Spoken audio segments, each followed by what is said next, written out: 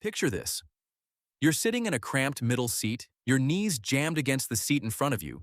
The person next to you has claimed both armrests, and somewhere up ahead, separated by a thin curtain, people are reclining flat, drinking champagne, and getting actual sleep on a 10-hour flight.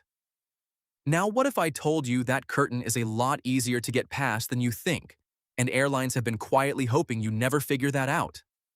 Today, I'm pulling back the curtain, literally, on the strategies, tricks, and insider knowledge that frequent flyers and travel hackers have been using for years to fly business class without paying business class prices. And before you think this is some sketchy loophole that's going to get your account banned, everything I'm sharing today is completely legitimate.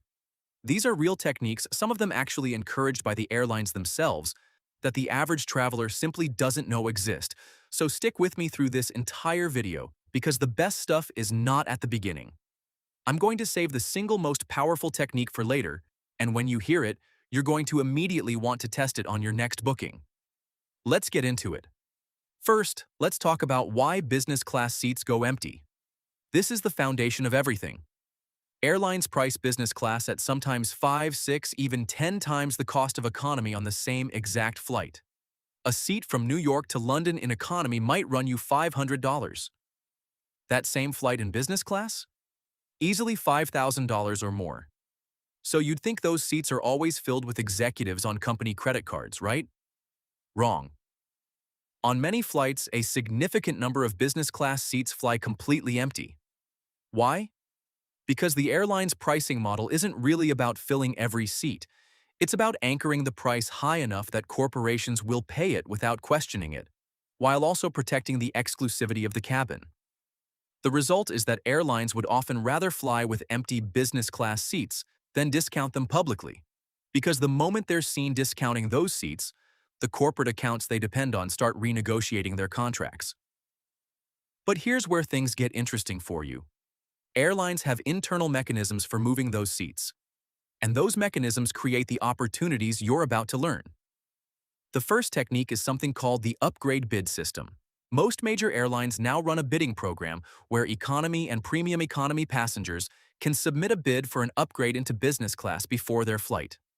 You don't pay full price. You offer what you're willing to pay, and the airline considers it in the days leading up to departure. If they have unsold seats and your bid is reasonable, you win the upgrade.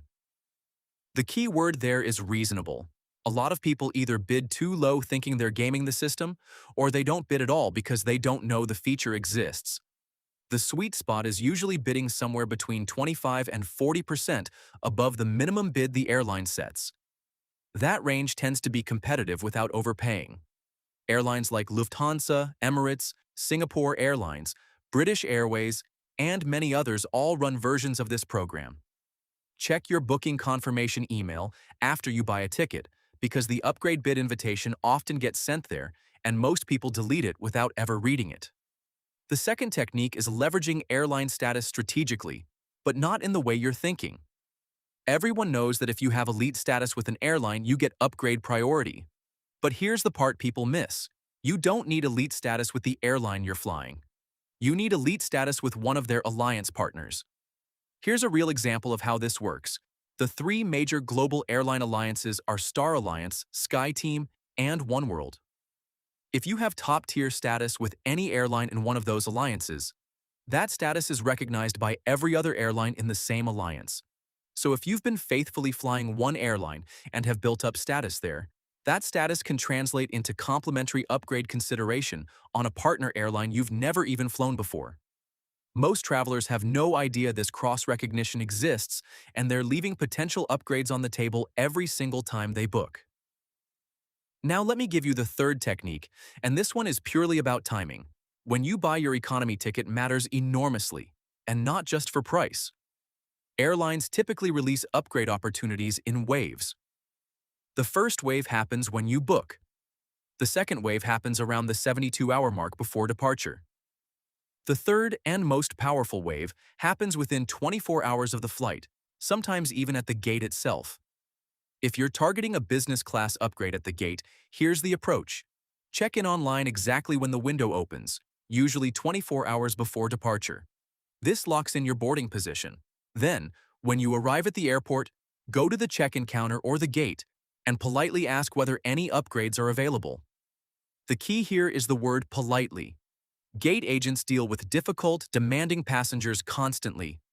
If you approach them with genuine warmth, acknowledge that you know it's a long shot, and ask nicely, you'd be surprised how often a simple conversation turns into a seat in business class, especially on partially filled flights. There's a whole psychology to this interaction that most people completely misunderstand. Gate agents have real discretionary power in many cases to upgrade passengers. They're human beings who respond to being treated well. Don't demand. Don't explain that you deserve it. Just be genuine and pleasant. That's it. Some travelers dress the part too, and while it shouldn't matter, presentation does subtly influence these interactions. Now let's talk about points and miles, because this is where the rabbit hole goes incredibly deep. Most people collect miles through their airline's credit card, spend them on free economy tickets, and think that's the whole game. But that approach is roughly equivalent to using a high-performance sports car to only drive in first gear. The real value of airline miles and points is in redeeming them for business class seats, because the redemption rate creates a wildly disproportionate value gap. Here's what I mean. A business class ticket from the United States to Europe might cost $5,000 in cash. That same seat might cost 60,000 to 80,000 miles to redeem. Meanwhile, an economy ticket on the same route costs maybe $500 in cash and 35,000 miles in points. The math is obvious. The points stretch dramatically further when you use them for premium cabins. You're getting $10 per mile in value in one scenario and less than $2 per mile in the other. The additional layer here is transfer partners. Many of the best credit card rewards programs, including Chase Ultimate Rewards, American Express Membership Rewards, and Capital One Miles, allow you to transfer your points to multiple airline loyalty programs. This means you can accumulate points through everyday spending and then strategically move them to whichever airline loyalty program offers the best redemption rate for your specific flight. This flexibility is enormous, and most cardholders never use it. The specific sweet spots and award redemptions change, so I'll avoid naming routes that might be outdated by the time you watch this. But the concept of hunting for what the travel hacking community calls sweet spot awards is absolutely real and worth researching for your specific destinations.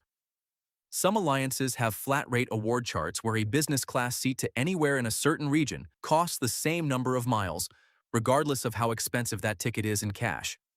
Those are the redemptions where you can extract extraordinary value. Here's a technique that almost nobody talks about, and it's number 5 on my list. Married segment logic. This is a genuinely obscure quirk in how airline pricing engines work that can make a direct business class flight suddenly appear affordable. Airlines use pricing logic that bundles connecting flight segments together. Sometimes a business class seat on a direct non-stop flight is priced at $5,000. But if you search for the exact same business class experience as part of a longer itinerary that happens to include a connection, the price can drop dramatically because the pricing engine is treating it as a different product category. Travel agents who specialize in premium cabin bookings know this technique well. The practical implication for you is that when you're searching for business class fares, don't just search the direct route.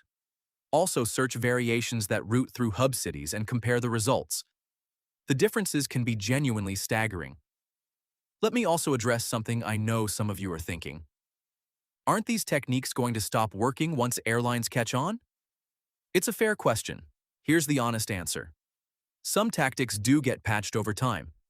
Airlines update their pricing algorithms, tighten their award charts, and close certain gaps. But the fundamental realities driving these opportunities don't disappear. Airlines will always have empty business class seats on some flights. They will always have mechanisms to fill them. And they will always have gate agents with some level of discretionary authority. The specific playbook evolves, but the game doesn't end. Now let me get to what I promised you at the start. The most powerful technique in this entire video. And it's not the one most people expect. It's called positioning yourself in the upgrade pool, and it combines several of the elements we've already talked about into a deliberate strategy rather than leaving anything to chance. Here's how it works step by step. Step 1. Book directly with the airline. Not through a third-party booking site. Not through a price comparison engine. Directly through the airline's own website or app. Bookings made through third parties often don't qualify for upgrade consideration at all. And even when they do, the airline prioritizes its own direct customers. Direct bookings also tend to earn more miles and build your relationship profile with that airline's loyalty program. Step 2. Join the airline's loyalty program before you book, even if you've never flown them before.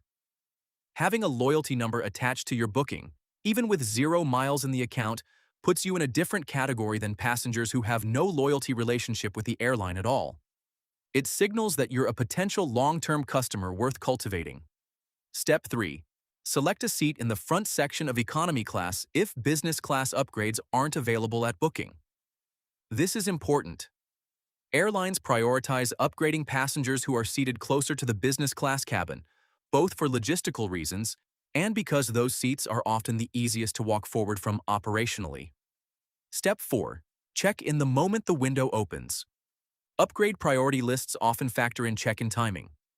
Being first in line matters, and it costs you nothing. Step 5. Use the upgrade bid system we discussed earlier and bid in that 25 to 40% above minimum range. This covers your bases in case the bid route is available. Step 6. Show up at the gate early, dressed presentably, and if the flight isn't fully booked in business class, have a brief, friendly conversation with the gate agent. Don't pitch yourself. Just engage like a human being and mention that you're hoping there might be an upgrade available if any seats are going spare. When you execute all 6 steps together, you are in the absolute best position possible to receive a complimentary or discounted upgrade without paying anywhere near full price. The travelers who get upgraded consistently aren't luckier than you. They're more strategic than you. And now you have the strategy. Let me add one more layer to this because I think it's genuinely important. The emotional and experiential reality of flying business class is something worth understanding before you chase it too hard. Business class is genuinely, meaningfully better on long-haul flights. A flatbed seat on a 12-hour overnight flight versus a reclined economy seat is not a small difference. You arrive rested, you're not stiff and exhausted, and if you're traveling for work or an important event, that difference is real and material. On shorter flights, the gap narrows considerably, and on domestic flights under 2 hours, business class is often barely worth the upgrade at all. So channel your energy toward the long-haul international routes, where the experience difference is genuinely transformational. The other thing I want to be clear about is what this video is not. It's not a guide to deceiving airlines or exploiting loopholes that could get your account flagged. Every single technique I've described today is one that airlines are fully aware of and have built into their systems intentionally. The upgrade bid system exists because airlines designed it. Award redemptions exist because airlines created their loyalty programs deliberately. Gate upgrades happen because airlines empower their staff to use discretion. You're not tricking anyone. You're learning the game that's already been set up and playing it intelligently. A lot of people never chase these opportunities because they assume business class is categorically off limits for anyone who isn't already wealthy or traveling on a corporate account. That assumption costs them real money and real comfort every year. You've now spent the last several minutes learning exactly why that assumption is wrong and exactly what to do about it. So let's recap the core techniques before you go. The upgrade bid system, which most travelers ignore entirely despite it being right there in their booking confirmation email. Cross-alliance status recognition, which can get you upgrade priority even on airlines you've never flown before. Strategic check-in timing and gate conversations, which position you perfectly for complimentary upgrades on partially filled flights. Award mile redemptions in premium cabins, which deliver dramatically better value per mile than economy redemptions. Married segment pricing logic, which can make direct business class flights suddenly accessible. And the full positioning strategy, which combines all of these elements into a deliberate, repeatable system. None of this requires you to be rich. None of this requires years of frequent flyer status. Some of it just requires a credit card you're already spending on and a few minutes of strategic thinking before your next booking. The curtain between economy and business class is thinner than airlines want you to believe. You now know where the opening is.